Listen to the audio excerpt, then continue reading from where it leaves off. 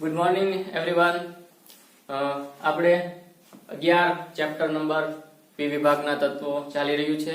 એની અંદર આપણે બે સમૂહનો અભ્યાસ કરવાનો છે, સમૂહ નંબર 13 અને સમૂહ નંબર 14, બોરોન સમૂહ અને કાર્બન સમૂહ. તો બોરોન સમૂહ અને કાર્બન સમૂહમાં ગયા લેક્ચરમાં આપણે ઇલેક્ટ્રોન રચના જોઈ હતી કે છેલ્લો ઇલેક્ટ્રોન જે હોય એ પી કક્ષકમાં દાખલ થતો હોવાથી એને પી વિભાગના તત્વો કહેવામાં આવે છે. આ ઉપરાંત સમૂહ 13 ની અંદર પી કક્ષકમાં એક ઇલેક્ટ્રોન હોય છે, જ્યારે સમૂહ 14 ની અંદર પી કક્ષકની અંદર બે ઇલેક્ટ્રોન હોય છે. હવે આપણે જોયું તો કે ઓક્સિડેશન સમૂહ ઓક્સિડેશન અવસ્થા અને અન્ય ઓક્સિડેશન અવસ્થા. તો આપણે સંયોજકતા કક્ષકમાં રહેલા ઇલેક્ટ્રોનની સંખ્યાને સમૂહ ઓક્સિડેશન અવસ્થા કીધું હતું, અને ત્યારબાદ જો એમાંથી s કક્ષકના ઇલેક્ટ્રોન બાદ કરવામાં આવે તો એને કહેતા અન્ય ઓક્સિડેશન અવસ્થા. ત્યારબાદ આપણે હવે નેક્સ્ટ ટોપિક પર જઈશું. સમૂહ 13 વિશે આપણે વિગતવાર ભણીશું. તો સમૂહ 13 ની અંદર પ્રથમ તત્વ છે બોરોન. તો બોરોન અને બીજા અન્ય તત્વો એ સમૂહના ક્યાંથી મળી આવે છે, કેટલા પ્રમાણમાં મળી આવે છે, એ બધા વિશે આપણે ડિટેલ્સમાં ચર્ચા કરીએ. તો સૌપ્રથમ લઈએ બોરોન.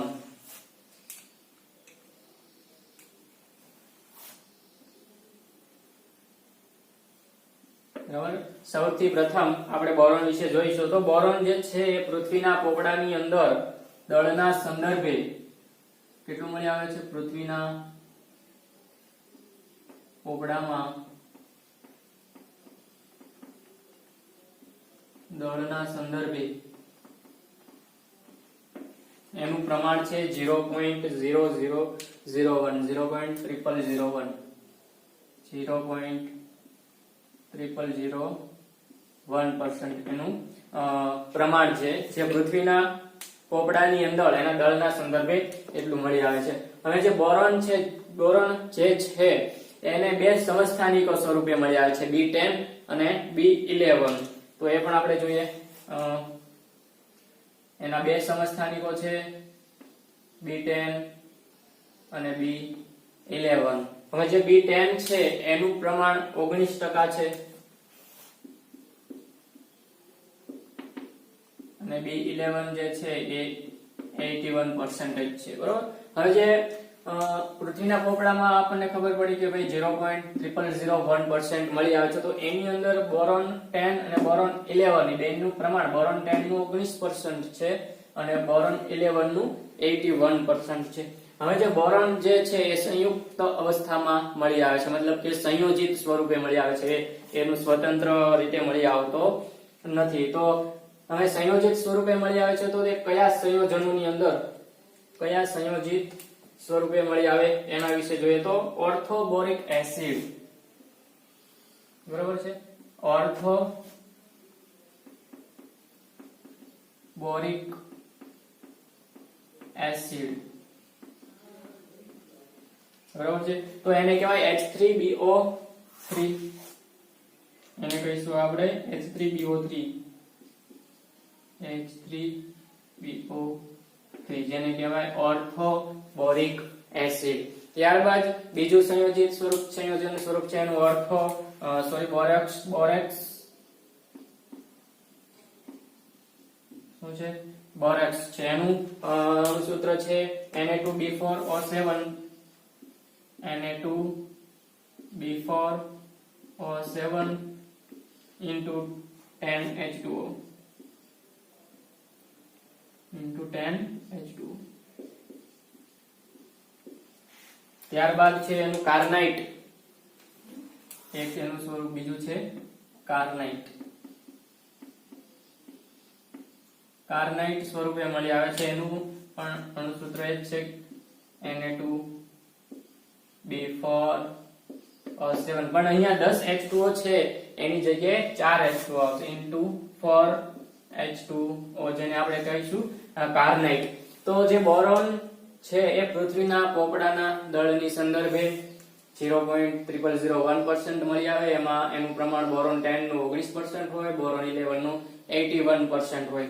આ ઉપરાંત ઓર્થોબોરિક એસિડ જેને H3BO3, borax Na2B4O7 into 10H2O છે, અને કાર્નાઇટ જે Na2B4O7 4H2O છે. તો આ બોરોન જે છે આ સંયોજિત સ્વરૂપે આ ત્રણની અંદર સંયોજિત સ્વરૂપે બોરોન રહેલો હોય છે, એનું સ્વતંત્ર અસ્તિત્વ નથી હોતું. તેથી આ સંયોજિત સ્વરૂપે હોય. તો હવે જોઈએ તો મુખ્યત્વે જે છે ને બોરોન એ બોરેક્સ સ્વરૂપે વધારે પ્રમાણમાં મળી આવે છે. ઉપરાંત તો આપણે હવે જોઈએ એના પ્રાપ્તિ સ્થાનો કયા કયા છે.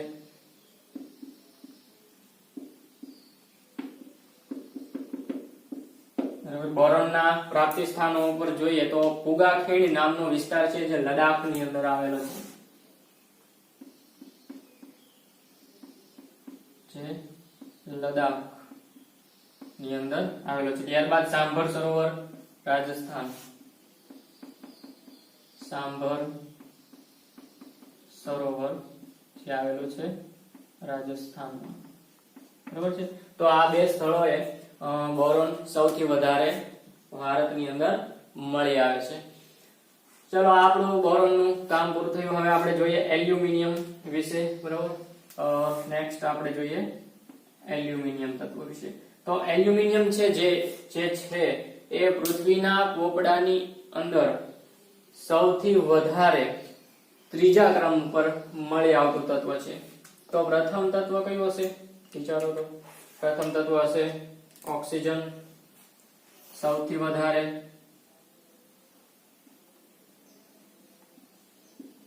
ઓક્સિજન પણ પૃથ્વીના પોપડાની અંદર તો હોય જ. તો ઓક્સિજનનું પ્રમાણ છે 45.5%.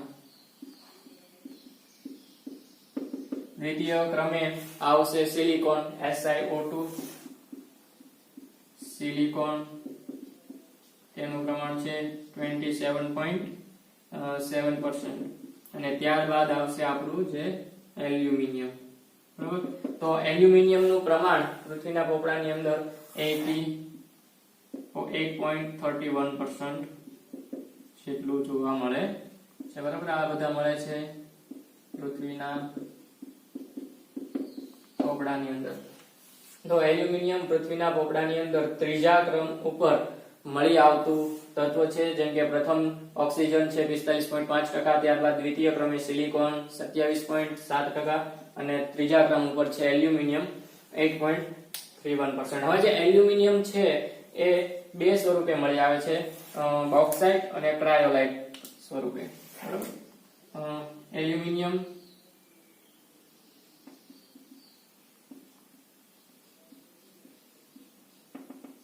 બે સ્વરૂપે મળી આવે, બોક્સાઇટ અને એલ્યુમિનિયમ.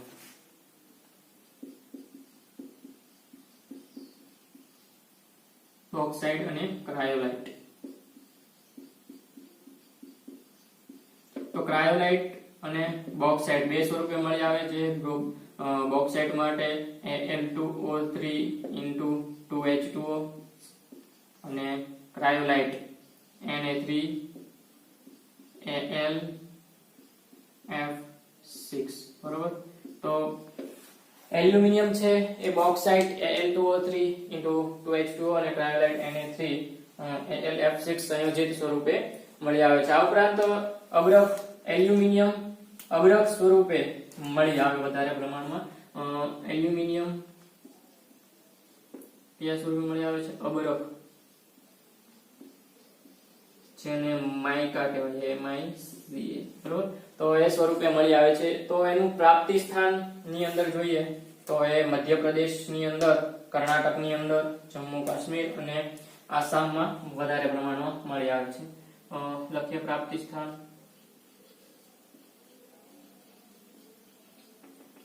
તો મધ્યપ્રદેશ,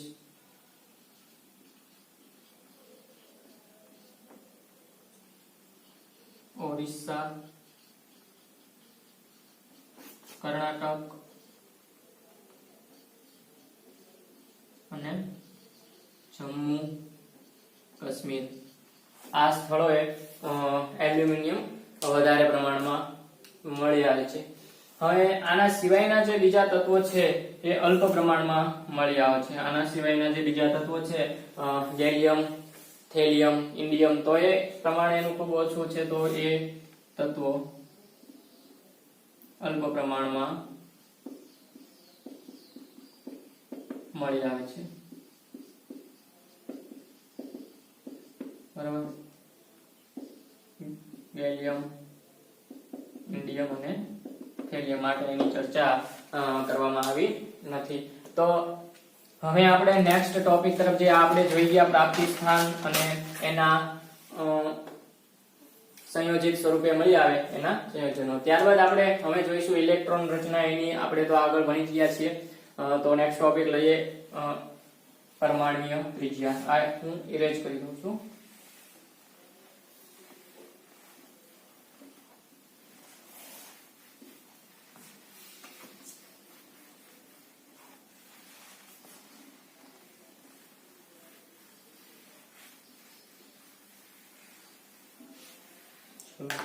હવે સમૂહ 13 બોરોન સમૂહની અંદર આપણે પરમાણ્વીય ત્રિજ્યા એની જોઈએ. ફર્સ્ટ નંબર ઉપર જોઈશું આપણે પરમાણ્વીય ત્રિજ્યા. બરાબર, પરમાણ્વીય ત્રિજ્યા આપણે જોઈશું. તો એની અંદર પરમાણ્વીય ત્રિજ્યા આપણે આગળ સમૂહ 1 અને 2 માં એસ બ્લોકમાં જોઈ ગયા હતા કે ઉપરથી નીચે આવતા જઈએ એમ એના કદમાં વધારો થતો જાય, પરિણામે એની પરમાણ્વીય ત્રિજ્યામાં વધારો થતો જતો હોય છે.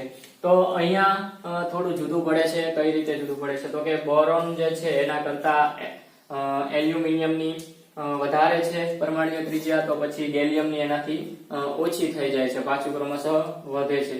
તો ઇલેક્ટ્રોન રચના આપણે જો આકૃતિ દ્વારા સમજીએ ને તો વધારે સરળ પડશે. એ માટે આવી આકૃતિ હું દોરી શકું. તો અહીંયા હશે બોરોન, એલ્યુમિનિયમ, ગેલિયમ, ઇન્ડિયમ અને થેલિયમ. ઓકે, તો આ પરમાણ્વીય ત્રિજ્યા સમજવા માટે હું આવી આકૃતિ દોરી છે, તો જેનાથી તમને સરળતાથી સમજાઈ શકશે. બરોબર, સમજાઈ જશે. તો બોરોન જે છે એની પરમાણ્વીય ત્રિજ્યા છે 85 pm. 85 pm. જ્યારે એલ્યુમિનિયમની પરમાણ્વીય રચના છે પરમાણ્વીય ત્રિજ્યા 143 pm છે, અને ગેલિયમની છે 135 pm. બરાબર, અહીંયા એની પરમાણ્વીય ત્રિજ્યા ઘટી જાય છે એલ્યુમિનિયમની, અને ત્યારબાદ ક્રમશઃ વધે છે. હવે તો આ ગેલિયમ જે છે એની પરમાણ્વીય ત્રિજ્યા ઘટવાનું કારણ શું હોઈ શકે? બરાબર, પરમાણ્વીય ત્રિજ્યા ઘટે છે તો એનું કારણ શું હોઈ શકે?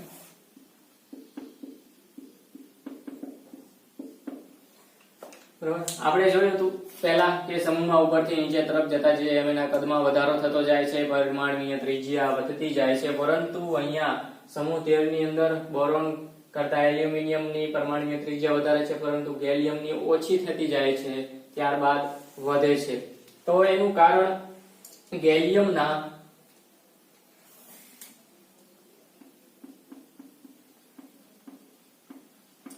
(5d)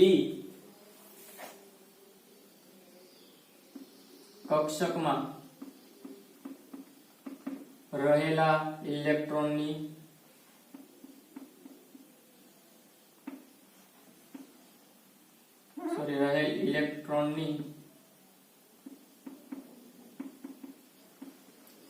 નબળી સ્ક્રીનિંગ અસર.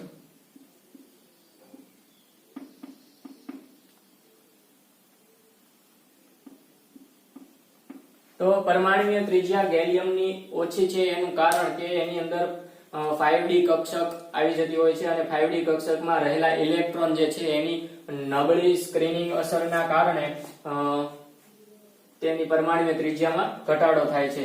હવે નબળી સ્ક્રીનિંગ એટલે પરમાણુનું કેન્દ્ર હોય તો એની ફરતી જે કક્ષકો છે, બરાબર, તો એની અંદર જે છેલ્લો ઇલેક્ટ્રોન છે એનું કેન્દ્ર વચ્ચે અને કેન્દ્ર અને છેલ્લો જે ઇલેક્ટ્રોન હોય તો એની વચ્ચેની કક્ષકોમાં રહેલા ઇલેક્ટ્રોનના આકર્ષણના કારણે સ્ક્રીનિંગ અસર ઉત્પન્ન થાય છે. બરાબર, તો એની નબળી સ્ક્રીનિંગ 5d કક્ષક જે હોય એની નબળી સ્ક્રીનિંગને કારણે ગેલિયમની પરમાણુય ત્રિજ્યા ઓછી છે, બાકીના તત્વોની ક્રમશઃ વધે છે. તેથી બોરોનની છે 85 pm, aluminium 143 pm, gallium 135 pm અને ત્યારબાદ વધે છે ઇન્ડિયમ અને થેલિયમની.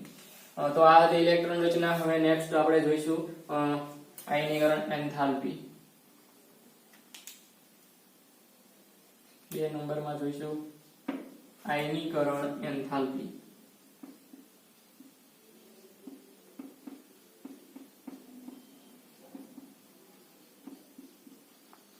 તો આયનીકરણ એન્થાલ્પીને પણ આપણે ચાર્ટ દ્વારા જ સમજીશું તો વધારે સમજણ પડશે અને આવડશે. ચલો, તો આયનીકરણ એન્થાલ્પી માટે આવો W યાદ રાખવાનું, બરાબર.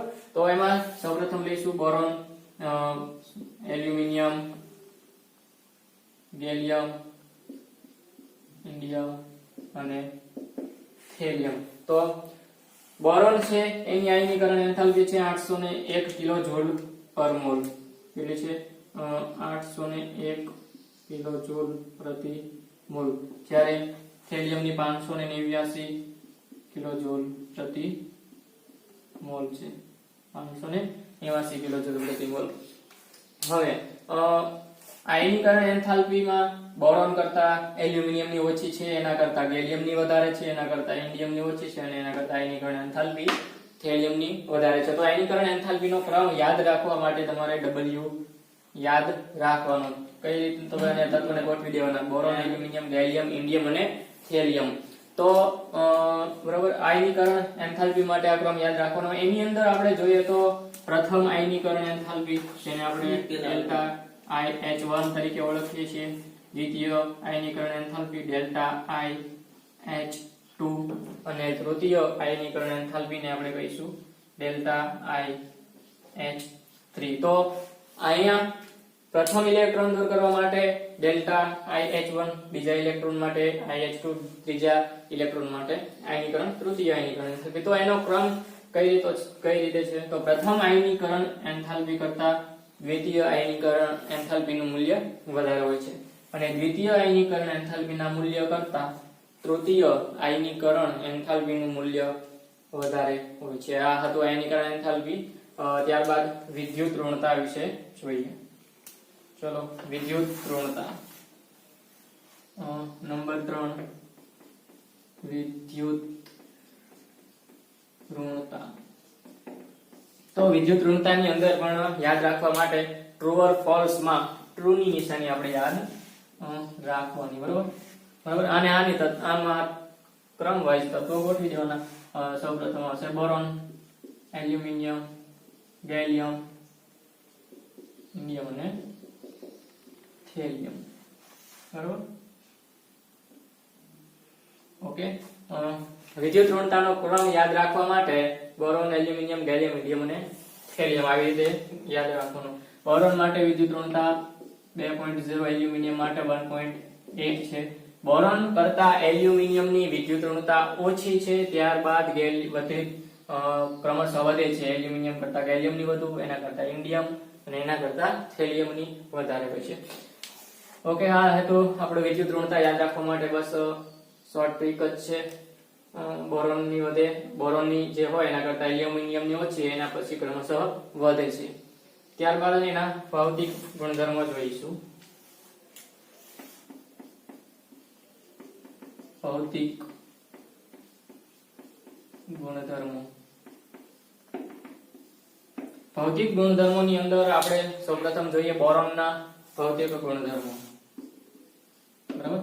બોરોન છે એ કાળા રંગનો ઘન પદાર્થ છે.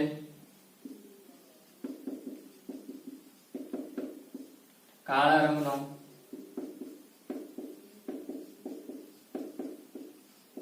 ઘન પદાર્થ છે. બોરોન જે છે એનું ગલન બિંદુ ખૂબ ઊંચું છે. બોરોનનું ગલન બિંદુ ખૂબ જ ઊંચું છે. બોરોનનું ગલન બિંદુ ખૂબ જ વધારે હોય છે. આ તો બોરોન. અને હવે નેક્સ્ટ જોઈએ ગેલિયમ માટે.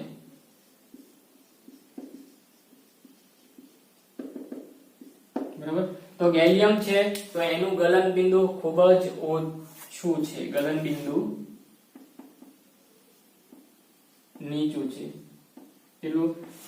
303 કેલ્વિન જેટલું એનું ગલન બિંદુ છે, જે ખૂબ નીચું છે. જ્યારે એનું ઉત્કલન બિંદુ છે એ ખૂબ ઊંચું છે.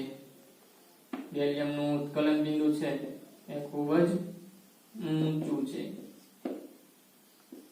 જે 2676 કેલ્વિન જેટલું ઊંચું છે. તો આ ગલન બિંદુ ઊંચું છે તેનું કારણ શું છે કે ગલન બિંદુ ઊંચું હોવાથી તેનો ઉપયોગ ઊંચા તાપમાન માપવા માટે થાય છે. ઊંચા તાપમાનના માપન માટે ગેલિયમનો ઉપયોગ કરવામાં આવે છે.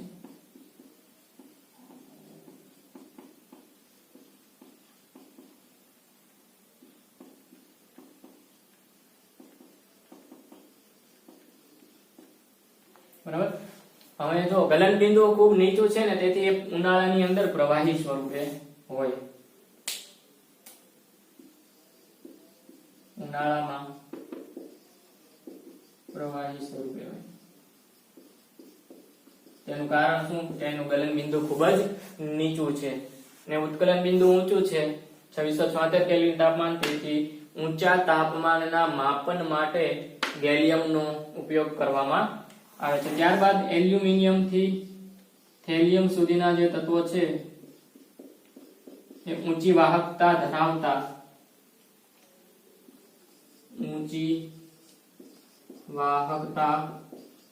ધરાવતી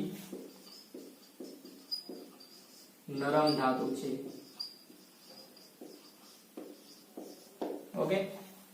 તો આ હતા ભૌતિક ગુણધર્મો. એની અંદર બોરોન છે કાળા રંગનો ઘન પદાર્થ છે અને એનું ગલન બિંદુ ખૂબ જ ઊંચું છે.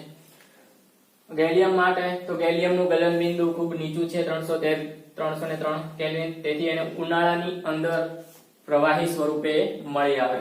આ ઉપરાંત એનું ઉત્કલન બિંદુ છે 2676 કેલ્વિન.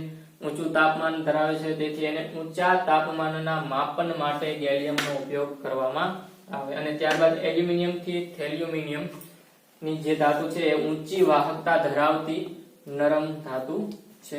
ઓકે, વન્સ મોર જોઈ લઈએ. પરમાણ્વીય ત્રિજ્યા યાદ રાખવા માટે n દોરી નાખવાનું. બરોબર. એની અંદર બોરોન, એલ્યુમિનિયમ, ગેલિયમ, ઇન્ડિયમ અને થેલિયમ ક્રમશઃ જોઈએ તો બોરોન કરતા એલ્યુમિનિયમની ત્રિજ્યા વધારે, એના કરતા ઓછી ગેલિયમ અને પછી વધે છે. તો ગેલિયમની ઓછી હોવાનું કારણ શું છે કે 5d માં કક્ષકમાં રહેલા ઇલેક્ટ્રોનની નબળી સ્ક્રીનિંગ અસર.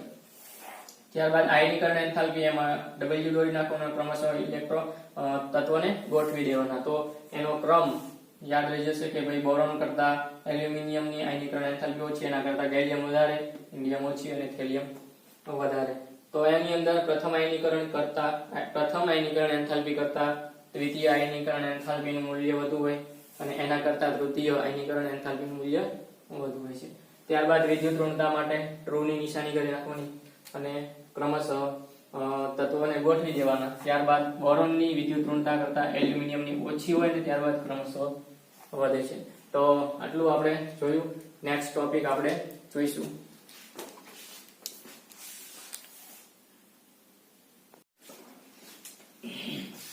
હવે જોઈશું આપણે પી બ્લોકના સમૂહ 13 ના રાસાયણિક ગુણધર્મો.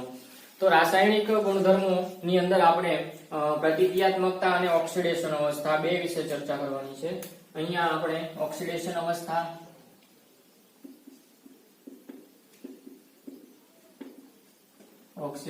અવસ્થા અને એની પ્રતિક્રિયાત્મકતા.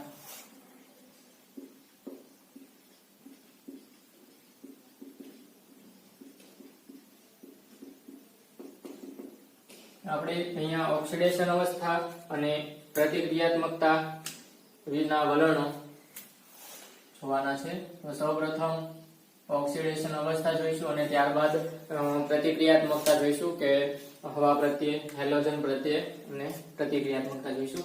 તો સૌપ્રથમ આપણે ચાલુ કરીએ ઓક્સિડેશન અવસ્થા. તો આપણે સમૂહની અંદર ઉપરથી નીચે જતા જઈએ એમ એના કદની અંદર વધારો થતો જાય છે. જ્યારે બોરોન જે છે તો બોરોનનું કદ કેવું છે? નાનું છે અન્ય સમૂહની સાપેક્ષે, કારણ કે જેમ આપણે નીચે જતા જઈએ એમ એના કદમાં શું થતો જાય છે? આવી રીતના વધારો થતો જાય છે, બરોબર. તો તેથી બોરોન જે છે એની આયનીકરણ એન્થાલ્પી એ અન્ય તત્વો કરતા વધારે હોય છે. હવે આયનીકરણ એન્થાલ્પી ની અંદર બોરોનમાં પ્રથમ આયનીકરણ એન્થાલ્પી, દ્વિતીય આયનીકરણ એન્થાલ્પી H1 ડેલ્ટા H2, તૃતીય આયનીકરણ એન્થાલ્પી H3. આ ત્રણેય એન્થાલ્પી બોરોનની ઊંચી હોય છે, બરોબર. તો બોરોનની જે પ્રથમ આયનીકરણ એન્થાલ્પી, દ્વિતીય આયનીકરણ એન્થાલ્પી અને તૃતીય આયનીકરણ એન્થાલ્પી ખૂબ જ વધારે હોય છે. તેથી બોરોન જે છે એ આયનીય ગુણધર્મ દર્શાવી શકતો નથી. જેથી તે આયનીય ગુણ દર્શાવતો નથી. આયનીય ગુણ દર્શાવતો નથી, પરંતુ કેવો ગુણધર્મ ધરાવે? સંયોજિત, સહસંયોજક. તે સહસંયોજક ગુણ ધરાવે છે, બરોબર. બોરોન ની અંદર એની પ્રથમ આયનીકરણ એન્થાલ્પી, દ્વિતીય આયનીકરણ એન્થાલ્પી અને તૃતીય આયનીકરણ એન્થાલ્પીના મૂલ્ય ખૂબ વધારે હોય, તેથી તે આયનીય ગુણ દર્શાવતો નથી. તે માત્ર ને માત્ર શું? સહસંયોજક બંધ જોડાય, સહસંયોજક બંધથી જોડાય તેથી સહસંયોજક ગુણ ધરાવે છે. જ્યારે આપણે એલ્યુમિનિયમ માટે આવું જોઈએ તો એલ્યુમિનિયમની અંદર એની પ્રથમ આયનીકરણ એન્થાલ્પી H1, દ્વિતીય આયનીકરણ એન્થાલ્પી H2, તૃતીય આયનીકરણ એન્થાલ્પી H3. તો આના મૂલ્યો જે હોય ને એ ઓછા હોય છે. અને એલ્યુમિનિયમની ઓક્સિડેશન અવસ્થા કઈ છે? +3 ઓક્સિડેશન અવસ્થા વાળા. તે આયનીય સંયોજનો બનાવી શકે. આયનીય સંયોજનો બનાવી શકે. આ ઉપરાંત એલ્યુમિનિયમ જે છે એ સહસંયોજક પણ બનાવી શકે છે. સહસંયોજક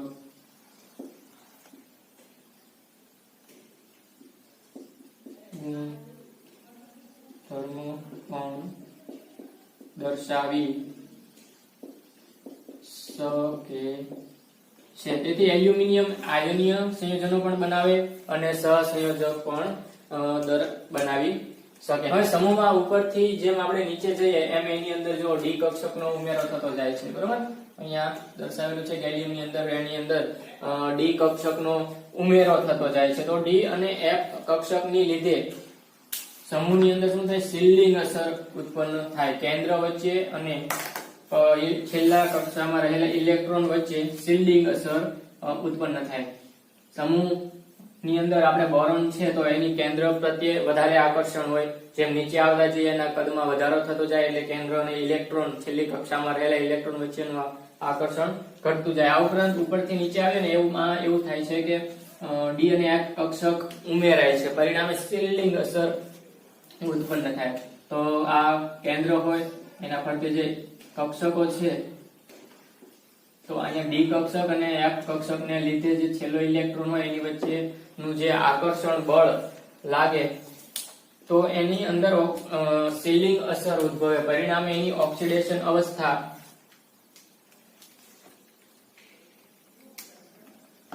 માં વધારો થાય છે. તેથી તે નબળી શિલ્ડિંગ અસર ઉત્પન્ન કરે. કોણ કરે? ડી અને એફ કક્ષકો જે છેલ્લા ઇલેક્ટ્રોન નું કેન્દ્ર પ્રત્યેનું જે આકર્ષણ હોય તો વચમાં એ કક્ષકો આવી જતી હોય એના કારણે એ શિલ્ડિંગ અસર ઉત્પન્ન કરે છે. અને આ ઉપરાંત જો ઓક્સિડેશન અવસ્થાનું જોઈએ તો તેથી છેલ્લી કક્ષાની અંદર જે ઇલેક્ટ્રોન હોય, બરાબર છે, તો ગેલિયમ થેલિયમ માટે આપણે જોઈએ તો થેલિયમ નું કેન્દ્રથી વધારે કક્ષકો હોવાથી સંયોજકતા કક્ષામાં રહેલા ઇલેક્ટ્રોન ની અંદર વચમાં ડી કક્ષક અને એફ કક્ષક આવી જાય તો એની અંદર શિલ્ડિંગ અસર ઉત્પન્ન કરે. તેથી જે ઇલેક્ટ્રોન ગુમાવવો હોય તો એ સહેલાઈથી ગુમાવી દે છે. તેથી શું બને છે? આયનીય સંયોજન બને છે. તેથી તેની ઓક્સિડેશન અવસ્થાનો ક્રમ,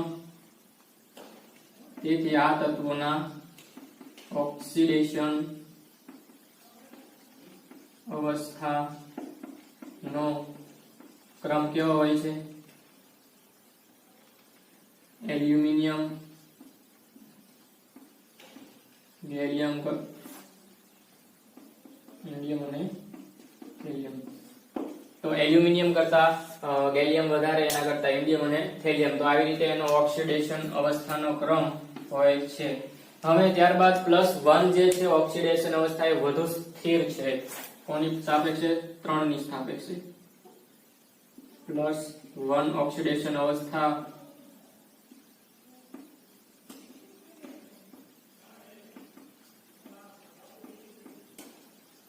+3 ની સાપેક્ષે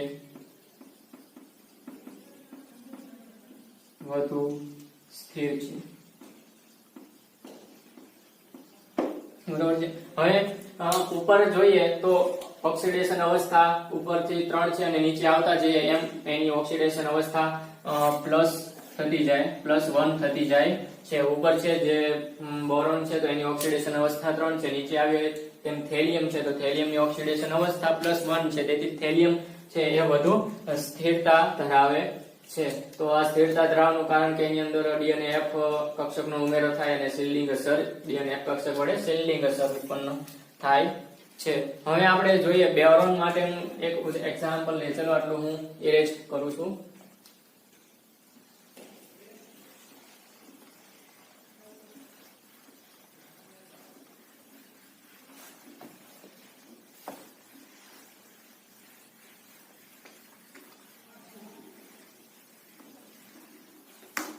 હવે બોરોનના એક ઉદાહરણ દ્વારા જોઈએ કે એની ઓક્સિડેશન અવસ્થા જે છે એ કેવી રીતની હોય છે. તો બોરોન +3 ઓક્સિડેશન અવસ્થા ધરાવે. બોરોન ની ઓક્સિડેશન અવસ્થા કઈ છે?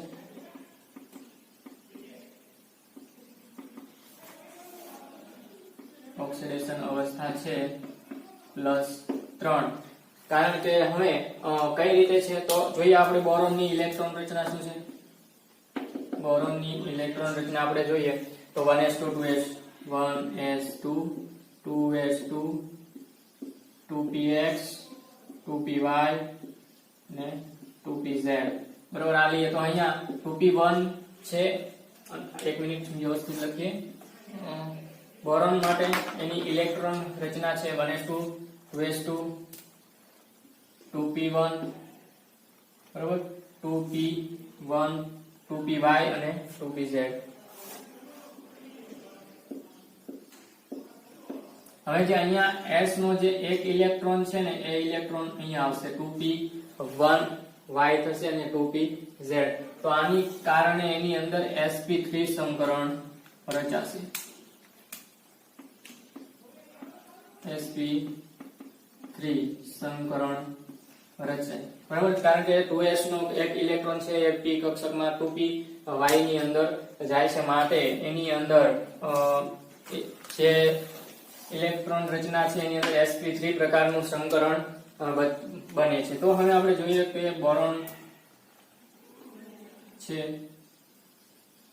એની અંદર sp3 પ્રકારનું સંકરણ બને. બરોબર છે. એની અંદર sp3 પ્રકારનું સંકરણ બનશે. તો બોરોન ની અંદર ઇલેક્ટ્રોન સમચતુષ્ફલકીય રીતે રચાય અને તેની અંદર જો ક્લોરીન જોડાય તો એની અંદર ક્લોરીન નો એક પરમાણુ, અહીંયા ક્લોરીન નો એક, અહીંયા એક ક્લોરીન માટે, અહીંયા એક ક્લોરીન, એક ક્લોરીન અહીંયા જોડાશે, ક્લોરીન 4 બાજુ જોડાશે. સોરી, અહીંયા ત્રીજો ક્લોરીન નહીં આવે, માત્ર નીલી કક્ષક એમટી રહેશે. તો હવે જો અહીંયા ક્લોરીન 1, અહીંયા ક્લોરીન નો 2 અને અહીંયા ક્લોરીન નો 3 ઇલેક્ટ્રોન જે છે બરાબર, આ 3 ઇલેક્ટ્રોન ના લીધે બોરોન ઉપર એની ઓક્સિડેશન અવસ્થા કઈ થશે? +3 થશે. હવે એવી રીતના આપણે જોઈએ તો એમોનિયા છે, એમોનિયા એની અંદર 3 હાઇડ્રોજન સાથે સંયોજાય NH3 એમોનિયા બનાવે છે. તો આ એમોનિયા જો છે એ ઇલેક્ટ્રોન નું દાન કરે અહીંયા, બરોબર, ઇલેક્ટ્રોન નું યુગ્મનું દાન કરે. તો આ જે છે એ લુઈસ એસિડ, જે આપણે ભણી ગયા છીએ આગળ કે ઇલેક્ટ્રોન નો સ્વીકાર કરે એ લુઈસ એસિડ છે.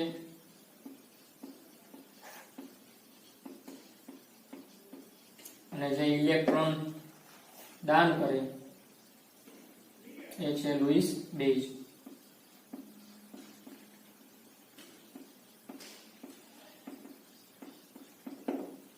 ઇલેક્ટ્રોન નું દાન કરશે કોને? જે કક્ષક ખાલી છે એને, અને ઇલેક્ટ્રોન મેળવશે એટલે BCl3 બનશે લુઈસ એસિડ. જ્યારે NH3 ઇલેક્ટ્રોન નું દાન કરશે માટે બનશે લુઈસ બેઝ પ્રકારનું, બરાબર. તો આવી રીતે બોરોન ની અંદર ઓક્સિડેશન અવસ્થા +3 થાય છે, કારણ કે એની સંયોજાયેલા ક્લોરીન જે છે ઇલેક્ટ્રોન યુગ્મ ઇલેક્ટ્રોન નું બોરોન સાથે 3 ઇલેક્ટ્રોન થી જોડાય છે. હવે જોઈએ આપણે એલ્યુમિનિયમ ની અંદર 4 કક્ષક, બરાબર. જોઈએ તો એલ્યુમિનિયમ નું એક ઉદાહરણ લઈશું. તો એલ્યુમિનિયમ ની અંદર શું થશે? એલ્યુમિનિયમ Al છે એની અંદર એક, બરાબર. બીજો એલ્યુમિનિયમ નો પરમાણુ લઈએ.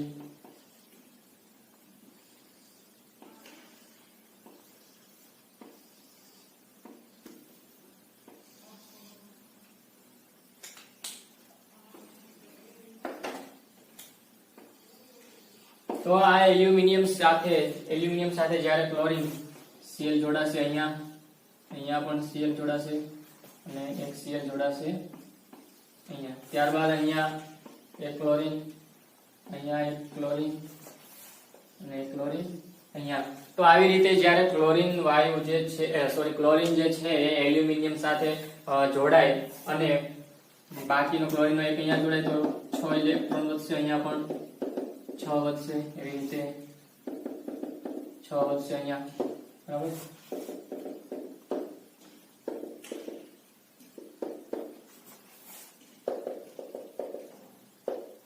આવી રીતે ઇલેક્ટ્રોન એલ્યુમિનિયમ સાથે ક્લોરીન ઇલેક્ટ્રોન જોડાય અને રચના પ્રાપ્ત કરે છે. હવે જો 7 ક્લોરીન ના 7 ઇલેક્ટ્રોન જે છે એના એક ઇલેક્ટ્રોન દ્વારા એલ્યુમિનિયમ સાથે બંધ બનાવશે દરેક જગ્યાએ, અને એવી રીતના હવે આ જે ક્લોરીન છે એના 2 ઇલેક્ટ્રોન અહીંયા અને અહીંયાના 2 ઇલેક્ટ્રોન અહીંયા, આવી રીતે રચના પ્રાપ્ત કરી અને એ શું બનશે?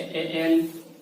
આ હતું AlCl3 અને અહીંયા પણ હતું AlCl3. તો બંને શું બનશે? Al2Cl6. તો ક્લોરીન જે છે ઇલેક્ટ્રોન યુગ્મનું દાન કરી અને બંને જોડાય છે અને પરિણામે એની રચના બને છે, સેતુ બને છે, એને કહેવાય ડાઈમર. આ જે બંને વચ્ચે જે સેતુ બને છે એને કહેવાય ડાઈમર.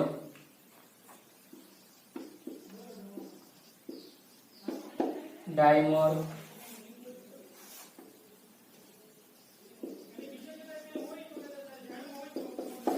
બી સેતુ બને છે. ઓકે, આટલું ક્લિયર.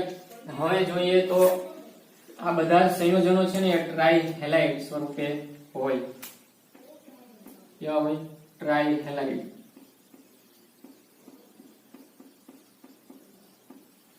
સંયોજનો છે જે પાણીમાં નાખતા જળ વિભાજન થાય.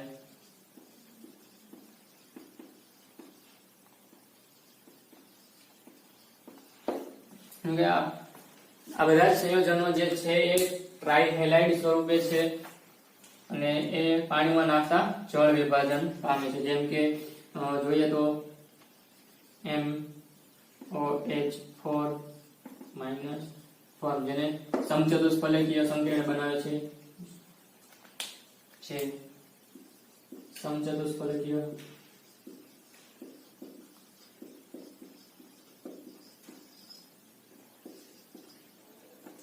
આકાર સમચતુષ્ફલકીય છે। ત્યારબાદ AlCl3 આપણે જોયું હતું એલ્યુમિનિયમ ટ્રાઇક્લોરાઇડ એ સંકીર્ણ જળ સાથે સંકીર્ણ બનાવશે Al H2O 6 plus 3 ion plus 3 બરાબર। એનો આકાર થશે અષ્ટફલકીય।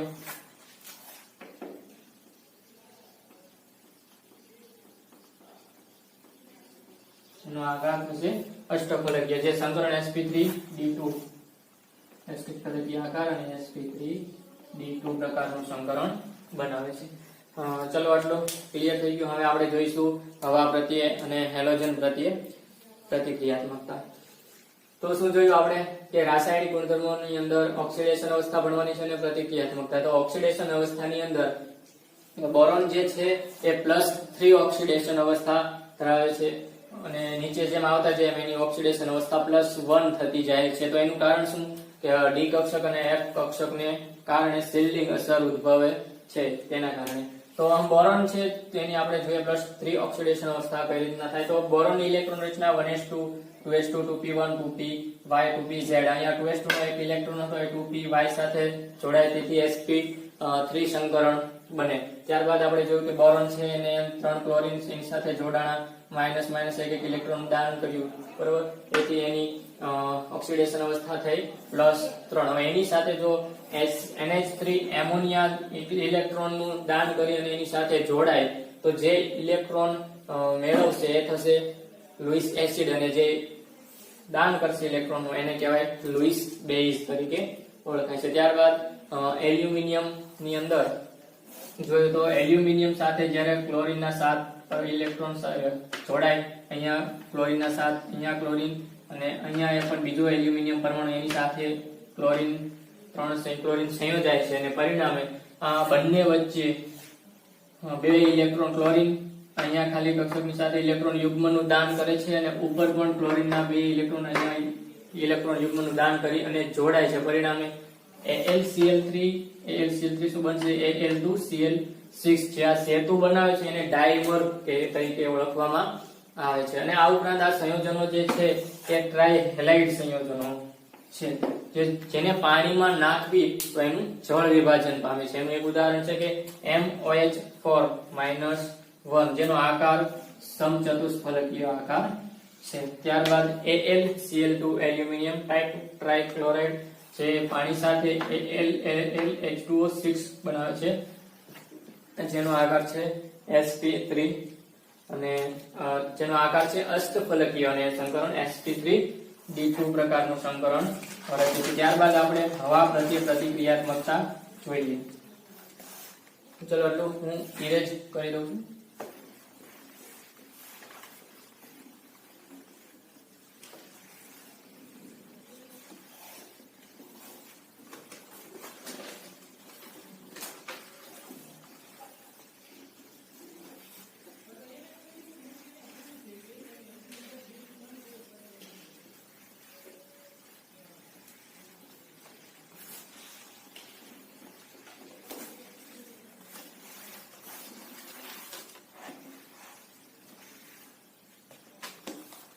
હવા પ્રત્યે પ્રતિક્રિયાત્મકતા પોઈન્ટ નંબર 1।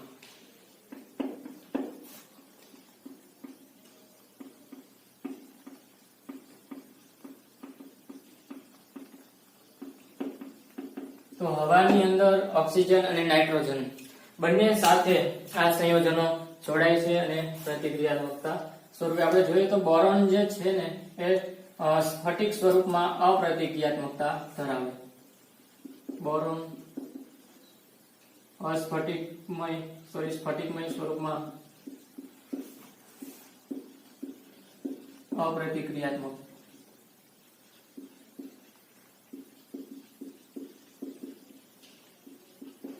અપ્રતિક્રિયાત્મકતા ધરાવે છે।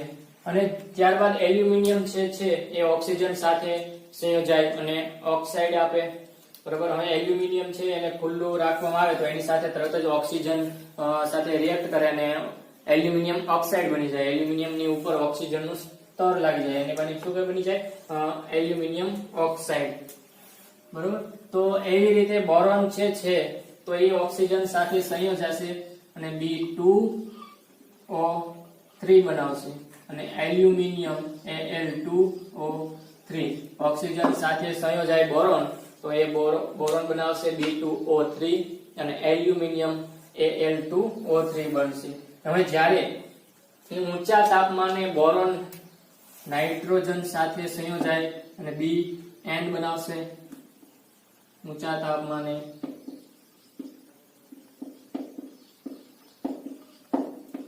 બોરોન નાઇટ્રોજન સાથે BN બનાવશે અને એલ્યુમિનિયમ નાઇટ્રાઇડ બનાવે છે. તો મતલબ બોરોન અને એલ્યુમિનિયમ ઓક્સિજન સાથે ઓક્સાઇડ અને નાઇટ્રોજન સાથે નાઇટ્રાઇડ સંયોજનો આપે છે. હવે જોઈએ એસિડ નંબર 2 એસિડ અને આલ્કલી સાથે પ્રતિક્રિયાત્મકતા. એસિડ અને આલ્કલી સાથે પ્રતિક્રિયાત્મકતા.